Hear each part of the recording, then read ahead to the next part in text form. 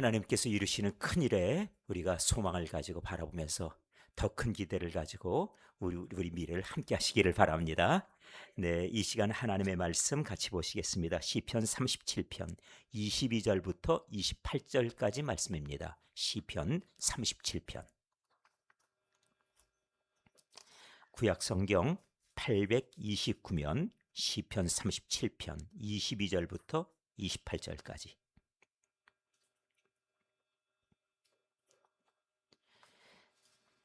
네, 이제 말씀을 찾으셨죠? 네, 말씀 봉독합니다. 주의 복을 받은 자들은 땅을 차지하고 주의 저주를 받은 자들은 끊어지리로다. 여호와께서 사람의 걸음을 정하시고 그의 길을 기뻐하시나니 그는 넘어지나 아주 엎드러지지 아니함은 여호와께서 그의 손으로 붙드심이로다. 내가 어려서부터 늙기까지 의인이 버림을 당하거나 그의 자손이 걸식함을 보지 못하였도다. 그는 종일토록 은혜를 베풀고 구워주니 그의 자손이 복을 받는도다. 악에서 떠나 선을 행하라. 그리하면 영원히 살리니 여호와께서 정의를 사랑하시고 그의 성도를 버리지 아니하심이로다. 그들은 영원히 보호를 받으나 악인의 자손은 끊어지리로다. 아멘. 네, 오늘 가정에 대한 이야기를 하고 싶은데 이 가정 얘기를 하다 보니까 제일 먼저 떠오르는 게 무엇인가 하면은 어떻게 하면 우리 가정의 신앙을 이어줄 것인가 하는 그 생각이 나요. 그 비결은 도대체 무엇일까? 작년도에 제가 그래서 믿음의 사람을 말씀드린 바가 있는데 그 속에서 오늘 말씀이 믿음의 가문을 세워가는 비결을 말씀을 해주고 있어요. 믿음의 가문을 세우는 비결. 오늘 이걸 잘 기억해 두시고, 그리고 작년도에도 제가 이 부분을 언급을 해드렸지만은 그냥 아주 외워버리면 좋겠습니다. 왜 그러냐면은 우리가 가문을 믿음 가운데 세워가는 비결은 어디 있던가, 해법은 무엇인가, 그리고 그 가지고 있는 중심점은 어디 있는가, 이걸 꼭 들으셨으면 좋겠어요. 그리고 오늘 이것을 누가 뭐라고 하든지 나는 혼자서라도 말씀 묵상할 때 이것만은 내가 달달달달 외우고 있다, 나는 이것을 중심에 두고 있다 하는 그런 의지를 보여주시길 바랍니다. 자, 오늘 본문 시편 37편 22절에 뭐라고 기록되어 있습니까? 대를 이어서 축복받는 비결이 나와 있지요. 무엇이라고 말씀하고 있는가 하면은 22절. 주의 복을 받은 자들은 어떤 일이 있습니까? 땅을 차지합니다. 주의 저주를 받은 자들은 그 땅에서 끊어집니다. 그러니까 우리들에게 후손의 복이 이렇게 이어질 것을 약속하고 있는데 이 시편의 고백을 따라 바라보니까 23절, 여호와께서 사람의 걸음을 정하시고 그의 길을 어떻게 하신다고요? 기뻐하신다. 누구의 이 걸음을 기뻐하시는가? 그 기뻐하시는 사람, 그는 어떤 일들이 있던가? 24절에 답이 나와요. 그는 넘어지나 아주 엎드러지지 않습니다. 여호와께서 그의 손으로 붙들어 주시기 때문입니다. 자, 기억하세요. 그러니까 주의 복을 받은 사람들은 때때로 살면서 어려움이 있을 수 있어요. 그런데 아주 엎어져 버리지 않습니다. 왜 그렇습니까? 하나님이 잡아서 일으켜 세워주시기 때문이죠. 하나님이 기뻐하시는 사람은 이렇게 한답니다. 그런데 주께서 저주하는 자는 이 땅에서 사라져버린다, 끊어진다고 말씀하죠. 그러면은 주의 복을 받은 자들은 어떤 사람들인가? 그 사람들은 누구인가? 그것은 주께서 그를 기뻐하는 사람들이죠. 그래서 그의 길을 기뻐하는 사람들. 주께서 기뻐하는 사람들은 어디에서 우리가 답을 찾아야 됩니까? 성경에서 답을 찾아야 돼요. 저는 이 구절이 너무 좋아요. 주께서 기뻐하신다. 아주 딱 떨어지게 답을 말씀해주고 있으니까요. 자, 그러면 누구를 기뻐하시는지 히브리서 11장 5절과 6절에 답이 나오는데 6절에서 답을 찾으면 좋겠습니다. 6절을 보시고 하나님을 기쁘시게 하는 비결, 주께서 기뻐하는 사람의 길 무엇인가요? 6절 시작. 믿음이 없이는 하나님을 기쁘시게 하지 못하나니. 자, 기억 잘 해두세요. 하나님을 기쁘시게 하는 비결은 무엇이요? 믿음이에요. 그럼 오늘 이 부분 가지고서 하나님께서 기뻐하는 사람, 주의 복을 받은 사람으로 땅을 차지하는 비결을 오늘 말씀드릴 거예요. 그러니까 확실하게 이 부분은 새겨두십시오. 제가 이거는 1년에 한 번씩, 두 번씩이라도 꼭 말씀을 드리고 싶은 내용인데 특별히 가정의 달에 더욱더 그래요. 우리 가문이 믿음으로 세워지길 원합니다 하는 기도 제목이 있거든. 오늘 말씀은 아주 달달달달 외우시고 기도할 때마다 하나님 믿음을 주옵소서 기도하셔야 돼요. 믿음을 가지고 하나님 기쁘시게 하지요. 그러면 하나님께 나가는 자, 하나님께 나가려면 그럼 반드시 첫 번째 무엇이요? 그가 계시다는 것이에요. 이 사실을 인정하는 사람이 믿음이 있는 겁니다. 이 사실이 내 마음에 인정될 때 믿음이라 얘기해요. 하나님이 어디 있어? 아니, 하나님의 존재에 대해 의식이 없어요. 가인 같은 사람 보니까 동생을 죽여놓고 하나님이 내 동생, 내 아우 어디 있느냐? 뭐라고 얘기합니까? 제가 내 동생을 지키는 자입니까? 하나님한테 오히려 항의하죠. 왜 나한테 물어요? 그런데 하나님은 뭐라고 하십니까? 내 동생의 핏소리가 나에게 지금 호소하고 있다. 하나님은 아시는 거예요. 그러니까 하나님이 알고 계시다는 사실을 그가 인정하나요? 인정하지 않으니까 그런 대답하지요. 하나님이 그가 동생을 죽이는 자리에도 함께 계시다는 사실은 모르고 있어요. 그러니까 믿음이 없는 거예요. 그가 재물을 취할 때 어떻게 취했을까요? 귀한 재물, 가장 좋은 것, 처음 것 그랬을까요? 왜? 하나님이 옆에 계시다 생각하면 그랬겠죠. 함께 계시다는 사실을 인정하면 당연히 그랬겠죠. 그런데 그렇게 했을까요? 하나님에게 대답하는 자세, 품새를 보니까 아니에요. 믿음이 없는 겁니다. 그러니까 동생을 죽일 수 있지요. 이게 바로 믿음의 차이입니다. 그런 점에 여기 히브리서 11장 저희들이 6절을 말씀하고 있지만은 먼저 히브리서 11장 4절에 아벨 얘기할 때 더 나은 제사로 아벨은 하나님께 예물을 드렸다 할 때 양의 첫 새끼를 드리고 자기 자신을 드렸다고 설명해요. 그리고 하나님이 받으셨다고. 그런 만큼 아벨처럼 하고 가인처럼 하지 말자고 해야 됩니다. 가인처럼 하지 말자는 얘기 무엇입니까? 믿음 없는 제사 드리지 말라는 거예요. 여기 계신 분들 우리가 하나님 말씀을 들을 때 하나님이 이 자리에 함께 계시다는 사실을 인정하고 그리고 하나님 앞에서 예배할 수 있기를 바랍니다. 이게 믿음의 예배니까요. 자, 이렇게 되는 겁니다. 하나님이 계시다. 또한 그가 자기를 찾는 자들에게 보상하신다는 거예요. 이 사실이 인정될 때 믿음이 있다 얘기합니다. 믿음이란 무엇이냐? 그건 뭐 보이지 않는 것들의 증거다. 그리고 바라는 것들의 소망이 된다. 뭐 여러 가지 그 성격을 얘기하지만 믿음의 정의는 여기서 있어요. 두 가지로 보십시오. 하나님의 존재, 하나님이 나와 함께 계심을 내가 인정한다. 그 사실을 내가 받아들인다는 것이 그게 믿음이고요. 하나님을 찾는 자에게 하나님은 어떻게 해요? 상 주십니다. 특별히 언제 찾냐? 고난의 자리에서. 마지막에 총뿌리를 들이대고 너 하나님 믿냐? 안 믿는다 하면은 너를 살려주마. 그때 내가 하나님을 어떻게 해요? 믿는다 하고 하나님을 찾아야 돼요. 그래도 하나님은 나의 하나님이시고 하나님은 나를 은혜 가운데 지금까지 돌봐주셨습니다 하고 인정하고 대답할 때 믿음이라 하고 상을 주시는 거예요.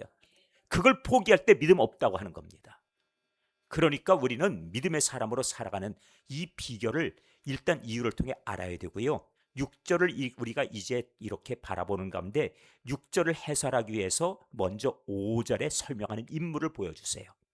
5절 히브리서 11장 5절 믿음으로 에녹은 죽음을 보지 않고 하늘로 옮겨졌지요. 옮겨졌으니 하나님이 그를 옮기심으로 다시 보이지 아니하니라. 하늘로 데려가 버리셨답니다. 그는 옮겨지기 전에 어떤 일이 있었습니까? 하나님을 기쁘시게 하는 자. 여기 그 증거를 받은 사람이에요. 증거를 받았다. 저는 이 말씀을 보면서 하나님을 기쁘시게 하는 증거를 받았다는 게 도대체 무엇인가 하고 관심을 가질 수밖에 없었어요. 하나님을 기쁘시게 하는 증거. 그건 에녹의 삶을 통해 봐야 됩니다.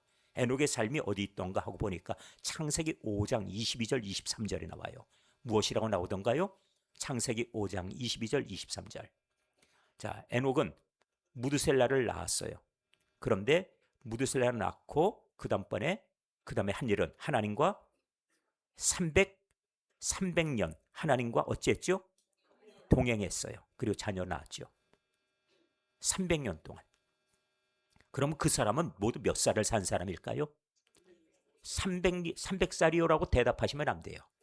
왜? 그때 자녀 낳을 때가 300살이고 65세의 자녀를 낳았다라고 그 앞에 나와 있으니까 65세의 무드셀라를 낳았다라고 나오고 그리고 300년을 동행했다. 그래서 모두 그는 몇 살을 살았다고요? 365세를 살았다고 나와요. 그러면은 그는 365년을 하나님과 동행한 사람에 대해 맞지 않습니까? 이게 원래 맞죠? 365세를 살았으니까. 근데 아닙니다. 하나님과 동행한 연수를 몇 년이라고 써주었어요? 300년. 왜 그랬을까? 그건 65년 동안 동행을 안 했다 하는 뜻이에요. 성경이 아주 너무나도 아주 단순합니다. 정직하게 그냥 다 써줘요. 나중에 우리 인생도 그렇습니다. 나는 지금 몇 살을 살았는가? 각자 자기의 생애의 시간을 갖고 있지요? 내가 하나님과 동행한 시간은 몇 년인가? 내가 안다고요? 하나님이 다 써놓고 계십니다. 하나님이 계시다는 사실을 인정하고 사는 삶. 내가 하나님 앞에서 말하고 하나님이 나와 항상 함께 계시기 때문에 조심하고 그리고 내가 그것을 염두에 두고 살아가는 그 삶. 내가 어떤 상황이라도 하나님을 인정하면서 살아가도록 내 마음의 중심과 자리가 잡힌 삶. 그때부터 내가 하나님과 동행이에요. 그런데 에녹은 65세까지 동행이 됐다고요? 안 됐다는 얘기입니다. 이게 안 됐다는 얘기예요.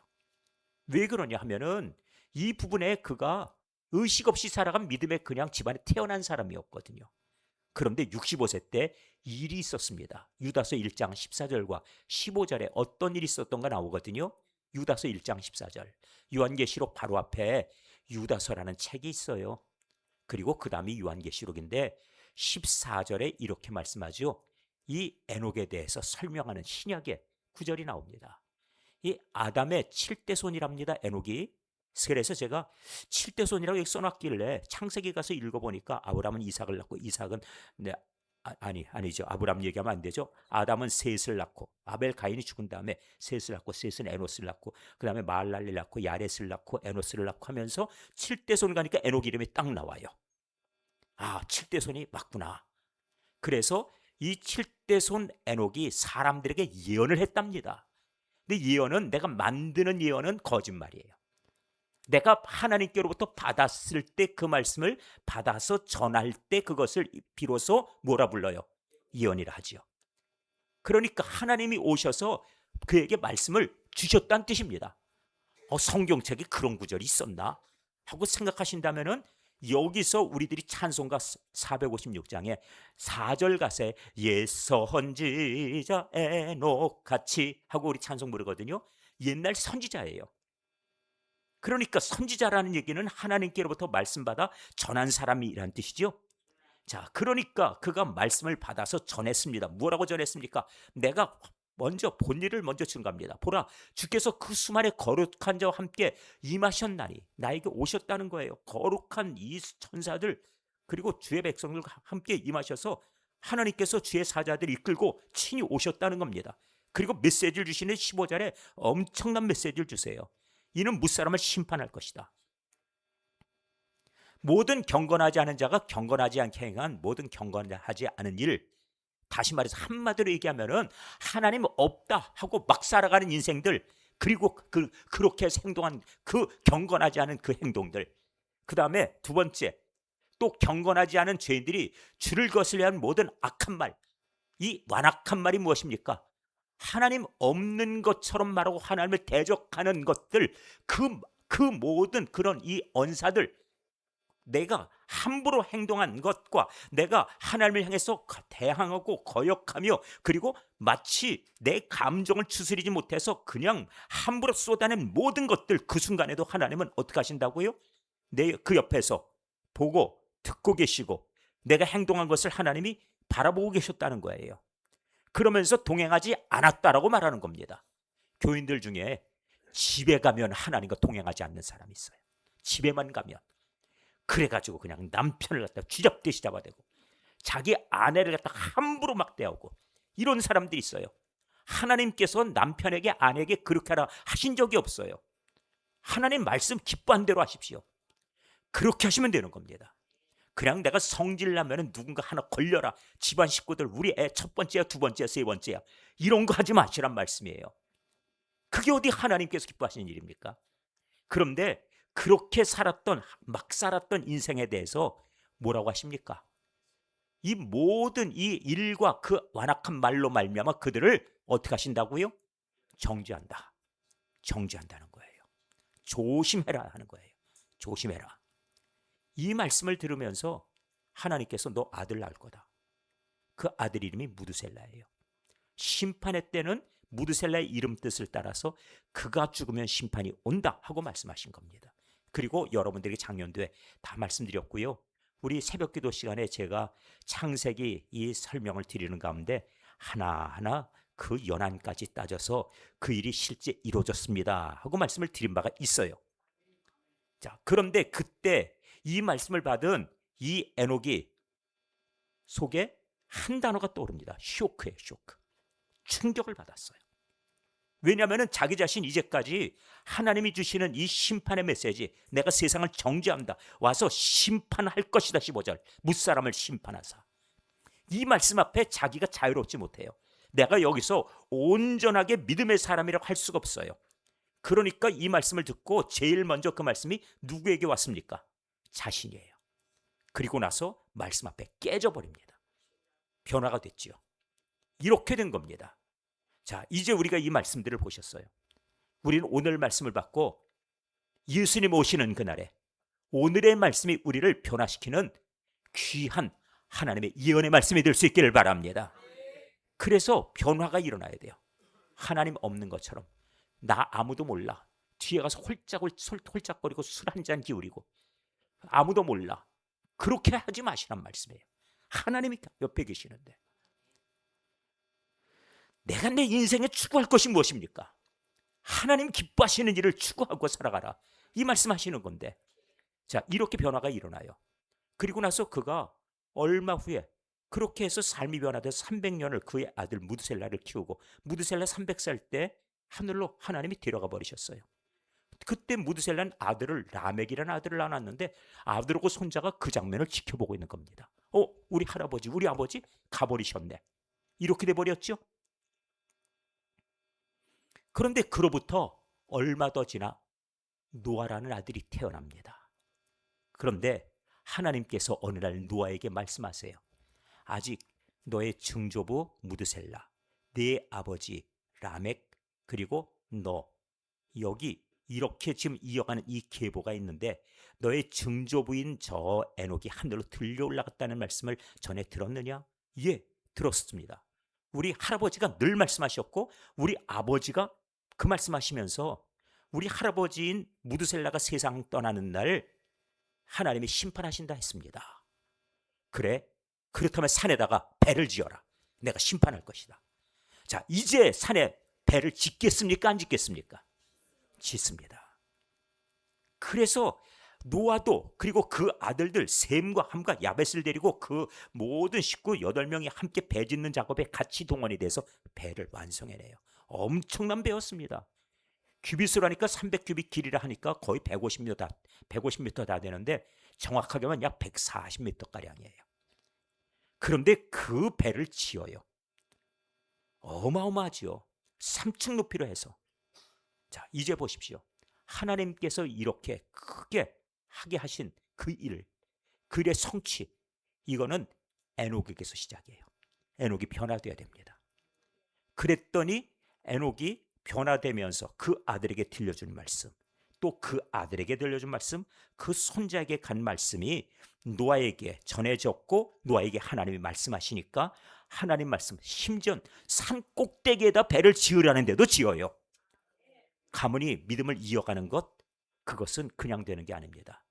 내가 변화돼야 돼요.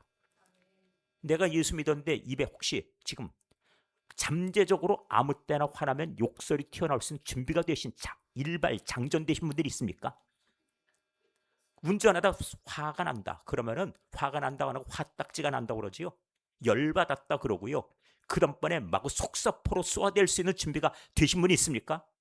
하나님이 그 욕을 하고 있는 중에 옆에서 딱, 야, 참 잘한다. 어떻게 그래 메들리같이 구수하게 잘하냐? 듣고 계시다는 사실이에요.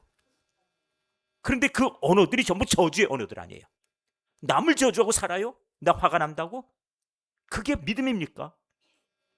내 가족들한테 함부로 하지 마세요. 내 자녀들한테 내 화풀이 막 아무 때나 그냥 해놓고 나서 나중에 가서 너희들 예수 교회 잘 다녀야 된다 그러면 자녀들이 그 말 믿어요? 따라줘요? 안 따라줍니다. 왜? 나 엄마같이 막 안 살래. 나 우리 아버지 같이 사는 거라면 나 예수 안 믿어. 실패해요.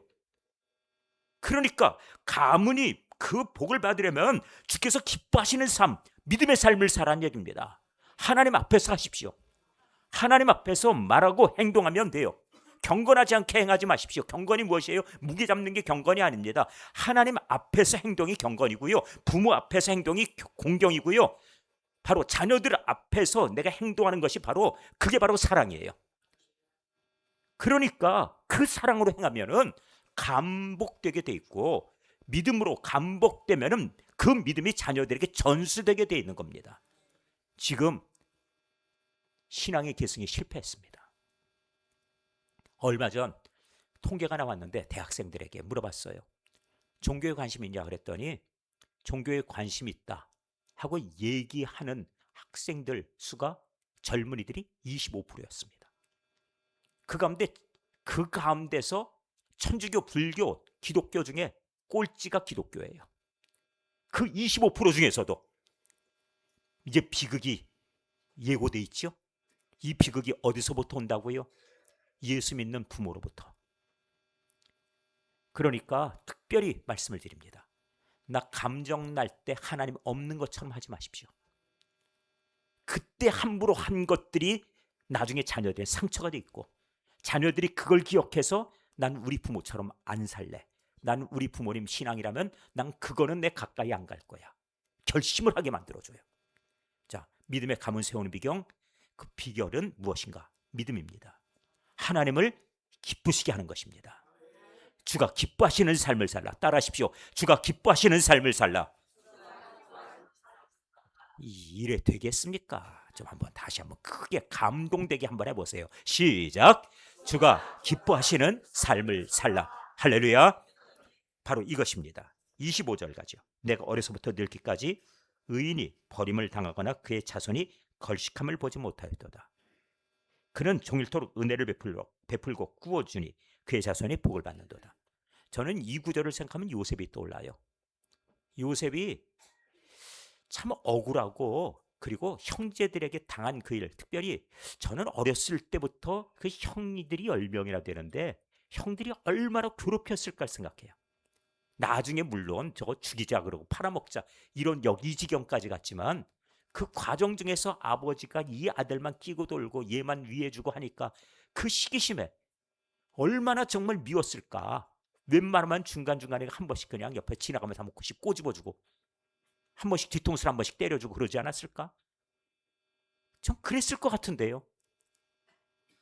그런데 이 요셉이 정말 형들은 모르고 그리고 말로 하지 않았지만은 노예살이가 그렇게 즐거운 나날은 아니었을 거예요. 감옥에서 행복한 시절은 아니었을 겁니다. 그런데 형들한테 그 얘기 안 해요. 그리고 뭐라고 합니까? 은혜를 베풀어 줘요. 그 형들을 만났습니다. 내 말 안 믿었지. 그리고 나서 날 팔아먹어? 이렇게 할 수 있죠? 그리하지 않아요. 저는 이 요셉에게 감동받은 구절이 있습니다. 지난 가을의 명절 우리 가족들이 모여서 은혜 받은 성경 구절들 하나씩 얘기하고 같이 그걸 나눠요. 저는 창세기 45장 11절을 얘기했습니다. 나는 이 구절이 너무 좋다. 흉년이 아직 5해가 남아 있습니다. 형들한테 얘기하죠. 그러면서 내가 거기서 아버지를 복양하겠나이다. 복양하리다 하고 얘기를 해요. 아버지를 내가 잘 모실 거예요. 아버지 모시오세요. 또 아버지의 가족과 아버지께 속한 모든 사람에게 어찌한다고요? 부족함이 없도록 하겠다. 이렇게 했어요. 그렇게 전해 주십시오. 참 이 형제들 웬만하면 원수같이 그렇게 느낄 것 같고 이번에 한번 잘됐다. 원수는 외나무다리다. 한번 그래주고 싶을 것 같은데 그 형들에게 복수하겠다는 얘기하지 않고 내가 겪은 대로 13년만 살아보라고 하지 않고 그리고 나서 하는 얘기가 내가 잘 돌봐드리겠다. 아무 불편함이 없도록 해드리겠다 하는 거 봐요. 이게 바로 우리 성도들이 복받는 비결입니다. 두 번째 무엇이라고요? 베풀면서 살기를 소원하라는 거예요. 이렇게 하라는 겁니다. 오늘 본문에 마찬가지로 26절에 말씀이 나와 있지만 이렇게 어려서부터 늙기까지 의인은 결코 버림당하는 일 없다 그랬죠. 요셉이 의로운 사람입니다. 하나님이 버리질 않아요. 다니엘이 의로운 사람입니다. 포로로 끌려가도 버림받지 않고 총리가 돼요. 그런데 이 의로움을 보세요. 그는 종일토록 은혜를 베풉니다. 은혜 베풀고 또 구워주고, 그러니까 그 결과 무엇이요? 그의 자손들, 그 가문이 복을 받아요. 그래서 지금 저희들이 금요 심야기도에 통하여서 에브라임 지파, 므낫세 지파 보셨죠? 므낫세 땅이 얼마나 넓어요. 다른 형제들 비교도 안 되게 넓죠. 그뿐 아닙니다. 에브라임이 가진 땅이 북이스라엘의 가장 핵심적인 땅이죠. 이렇게 놓고 바라보니까 그 자손들이 하나님께서 땅을 주신다, 그 자손들이 잘 된다 하는 그 말씀이 그대로 이루어져요. 잊지 마십시오. 인색하게 살지 마세요. 특별히 우리 교회 어르신들이 많습니다. 어르신들이 되면 마음들이 작아지는 경우가 있어요. 대해 보니까 이 어르신들 제가 프로그램을 해봤는데 주간 노인보호센터 거기 가보면은 유치원 하는 것 같아요. 근데 그 프로그램이 딱 맞습니다. 이상하게 인지 능력 이런 것들이나 아니면 손 활동이나 이런 것들이 프로그램 모양이 맞아가요. 다시 어려진다, 작아진다 하는 느낌처럼 그렇게 느껴져요. 그런데 내 마음이 작아져서 어른의 마음을 잊어버리면 안 돼요. 어른은 품을 줄 아는 사람이에요. 돌볼 줄 아는 사람이에요. 아기들은 보면은 자기밖에 몰라요. 엄마 나 배고파 그럼 그냥 울어버려요. 엄마 나 졸려 그러면 그냥 무조건 그냥 나 졸리니까 재워줘 그래요. 엄마가 나 밤샜다, 야 나 너 때문에 내가 너 2시간 3시간마다 그냥 칭얼거리고 울고, 그리고 우유 젖달라고 그 우유 달라고 울어가지고 내가 밤새 못 잤다. 그러니까 새벽 4시 됐으니까 좀 참아줘. 그런데 그래도 밥 줘, 나 밥 줘, 배고파 그러면 한 대 맞고 이렇게 기절해 있어라. 이렇게 하진 않거든요. 그렇죠? 부모님이 그런 부모님 없잖아요. 그래도 또 일어나서 또 어른이니까 또 챙겨야죠. 이게 부모 마음이에요. 우리가 큰 마음 가져야 되는데 마음들이 작아져가지고, 그래서는 자기 친구 하나 1년이 가도 밥 한 그릇을 못 사줘요. 맨날 누가 나한테 해주는 건 없나 그것만 기다리고 있고, 어찌 그렇게 불쌍해져요. 그런데 하나님은 그 자손들이 잘 되려면 어찌하라고요? 은혜를 베푼다고 말씀해요. 우리 교회에서 배우십시오. 우리 교회에 베풀고자 하는 분들이 참 많습니다. 저분들은 나만 돌아가서 그러냐? 절대 그거 아닙니다.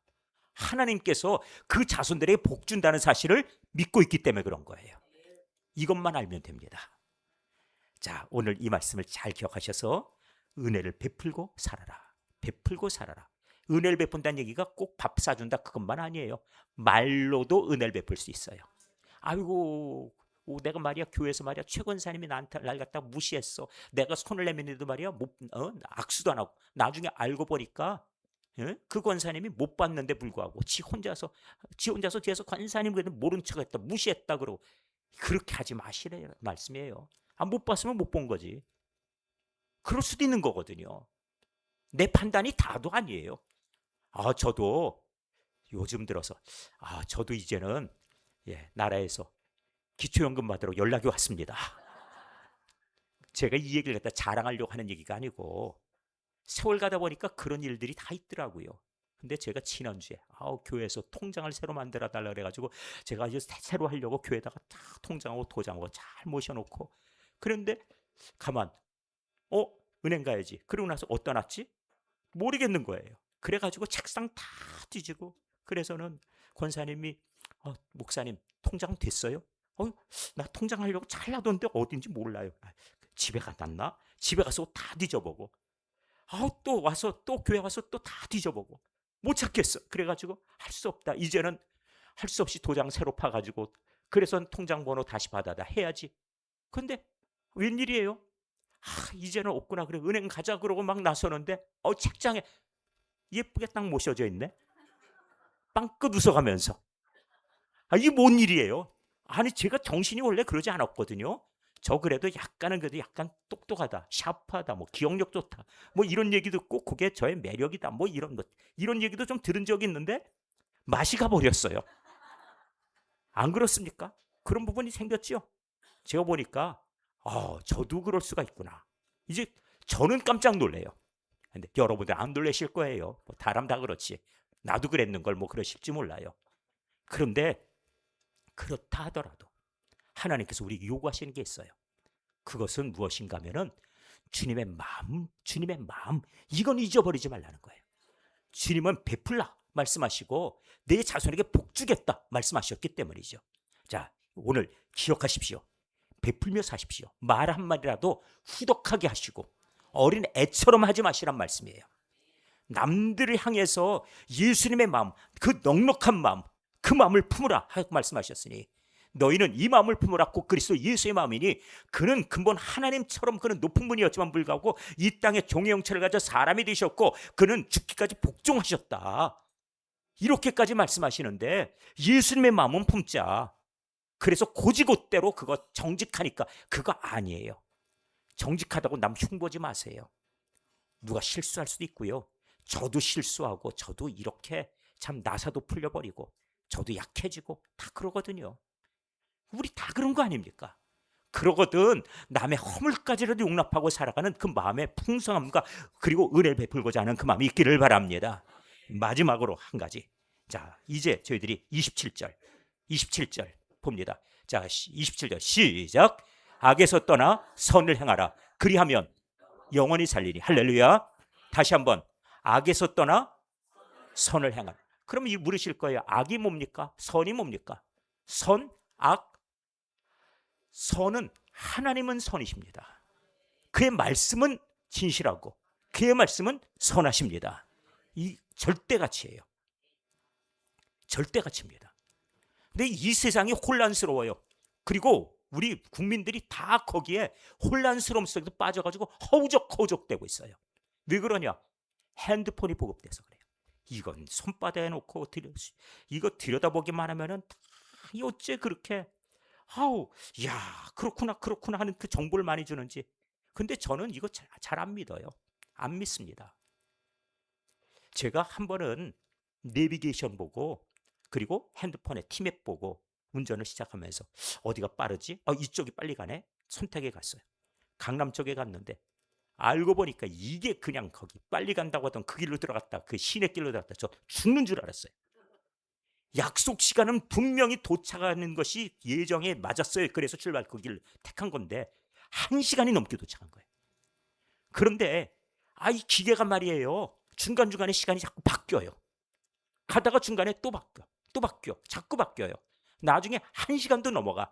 근데 항의를 하고 싶은데 누구한테 하죠? 이 숫자 바꿔놨다고 내가 누구한테 항의할 데가 없네요. 기계가 그래요. 책임 안 져요. 핸드폰이 책임 안 져요. 컴퓨터가 책임 안 집니다. 그러니까 그거 너무 믿지 마시는 말씀이에요. 과거엔 논쟁하면은 이렇게 얘기했어요. 그거 어떻게 알아? 그럼 신문에서 봤어. 뉴스에서 나왔어. 그러면은 이겼어요. 왜 안 본 사람한테 그 근거가 있다 그러면 믿었어요. 지금 신문 얘기하면 믿어요? 엉터리 소스를 얘기하니까. 그래서 국민들이 신문을 버리고 방송을 버렸어요. 그래서 시청률이 1%라고 하더니 0.5%라고 하더니 0.3%. 그러니까 광고 업체들이 다 지금 그 스폰서 합니까? 빠져나오죠. 그러니까 적자 계속 나와요. 왜? 공정성을 잃어버렸으니까. 정직하지 않으니까. 믿지 않아요. 저 뉴스 안 믿습니다. 여러분 믿으세요? 저 안 믿습니다. 그러니까 안 봐요. 아예 TV를 틀지도 않아요. 저 TV 언제 틀었는지 기억도 안 나네. 이렇게 돼버렸습니다. 근데 유튜브는 믿을 만하다고요? 아니에요. 믿지 마십시오.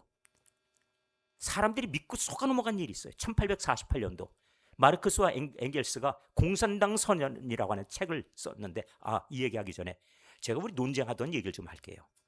우리 40여 년 동안 논쟁하고 5.18 인민군이 여기 왔냐 안 왔냐 싸워가지고 저는 인민군 없이 우리 사실 그렇게 막 형제들아 총질하고 그러면 안 되지 그랬거든요. 그런데 인민군들이 와가지고 막 선동하고 막 총을 쐈다는 거예요.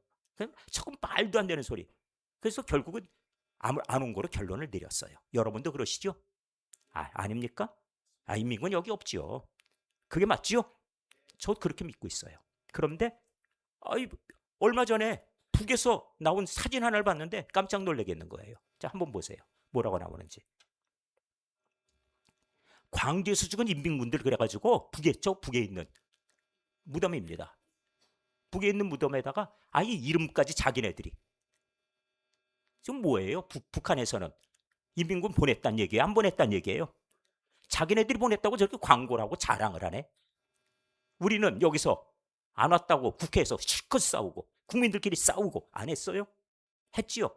쓸데없는 짓 한 겁니다.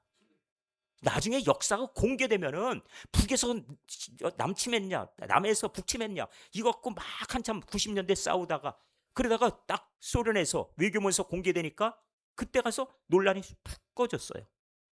뭐하러 우리끼리 싸우고 있어요? 가만히 있으면 돼요. 가만히 있으면. 그러면 되는 겁니다. 세상에 선이란 사람에게서 선을 찾지 마세요. 그런 겁니다.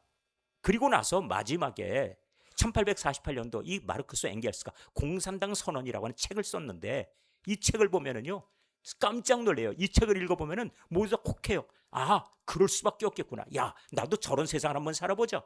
이런 느낌이 드는 거예요. 그 느낌이 뭔지 아세요?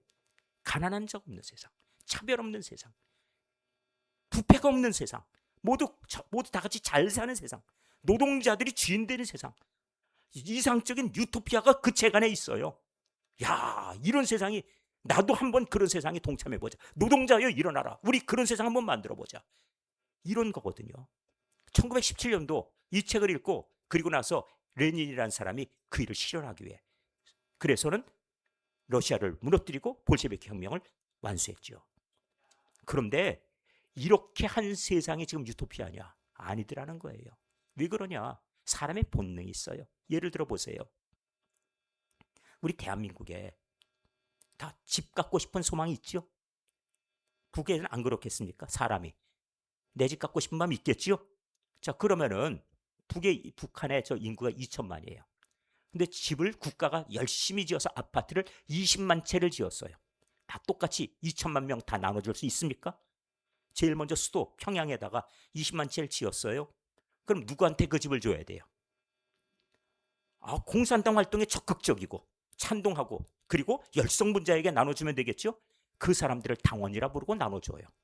그래서 평양에 공산당원 100만 명이 모여 사는 거예요. 차별이 있을 수밖에 없습니다.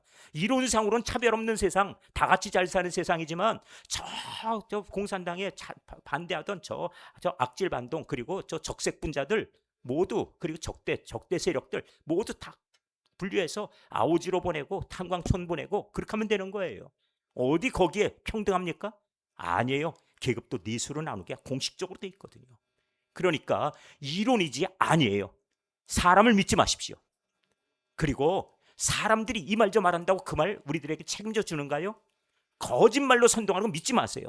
절대선은 어디 있어요? 하나님밖에 없습니다.